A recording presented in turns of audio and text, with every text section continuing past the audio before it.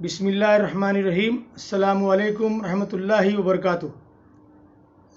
روزے داروں کے تعلق سے جو خوشخبری ہے وہ بہت بڑی ہے، اور اس سے اندازہ لگا سکتے ہیں آپ جو بیسک چیزیں ہیں اسلام کے تعلق سے، توحید، اللہ کو ایک ماننا، دن میں 5 وقت کی نماز پڑھنا، رمضان میں 1 مہینے کے روزے رکھنا، اور اگر وہ زکوٰۃ کی کیٹیگری میں آتا ہے زکوٰۃ ادا کرنا، اور اگر وہ حج والی کیٹیگری میں آتا ہے تو زندگی میں 1 بار حج کرنا۔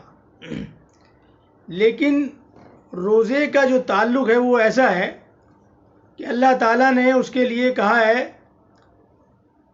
کہ نبی اکرم صلی اللہ علیہ وسلم کی حدیث جو کہ صحیح بخاری میں ہے کہ روزے داروں کو جو جنت میں داخلہ ملے گا وہ ان کے لیے الگ سے ایک دروازہ بنایا گیا ہے، خاص دروازہ ہوگا، اس سے صرف اور صرف روزے دار ہی داخل ہوں گے، اس میں کوئی دوسرا آدمی داخل نہیں ہو سکتا۔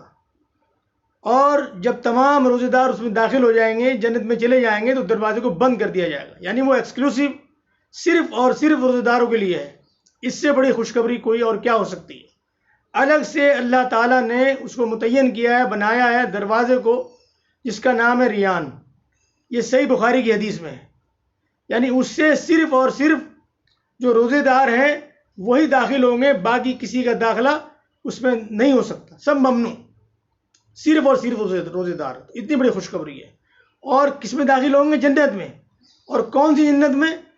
جس کے لیے اللہ نے فرمایا کہ میں نے جنت میں اپنے نیک بندوں کے لیے ایسی چیزیں بنائی ہیں کہ نہ کسی آنکھ نے انہیں دیکھا، نہ کسی کان نے سنا، اور کسی انسان کے دل میں ان کا گمان تک نہیں گزرا، سوچ بھی نہیں سکتا انسان۔ یعنی یہ بخاری اور مسلم کی دونوں کی حدیثوں میں آیا ہے۔